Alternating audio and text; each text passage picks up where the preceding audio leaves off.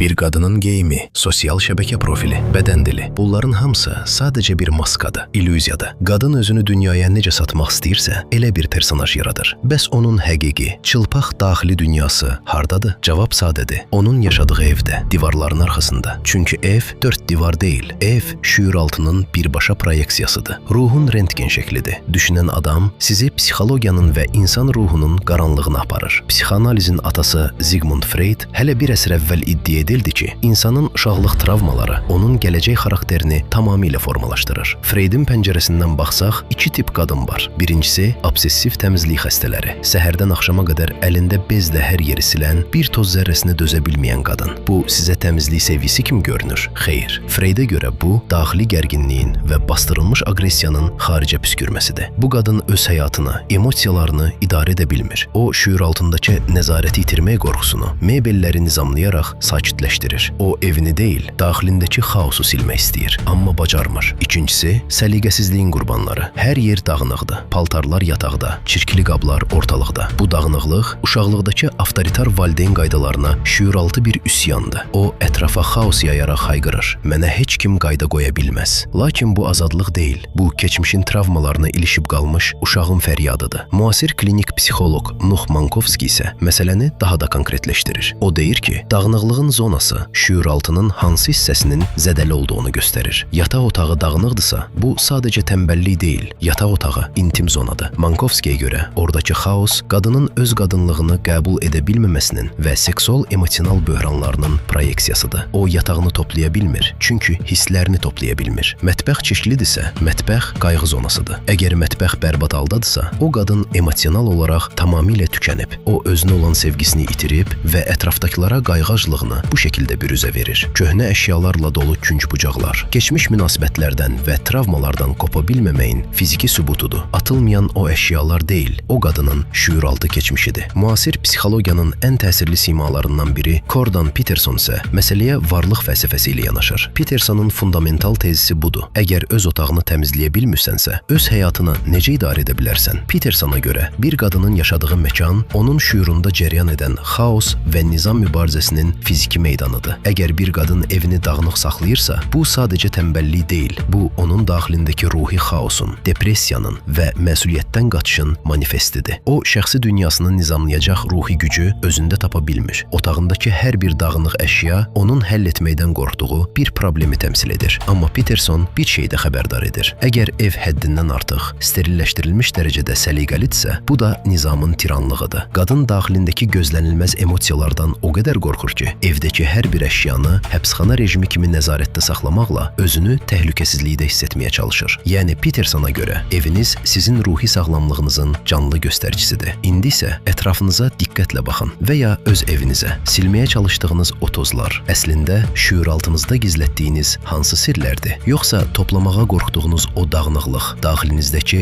ruhi çöküşün etirafıdır? Siz evinizi idarə edirsiniz, yoxsa şüuraltınız eviniz vasitəsilə sizi ifşa edir?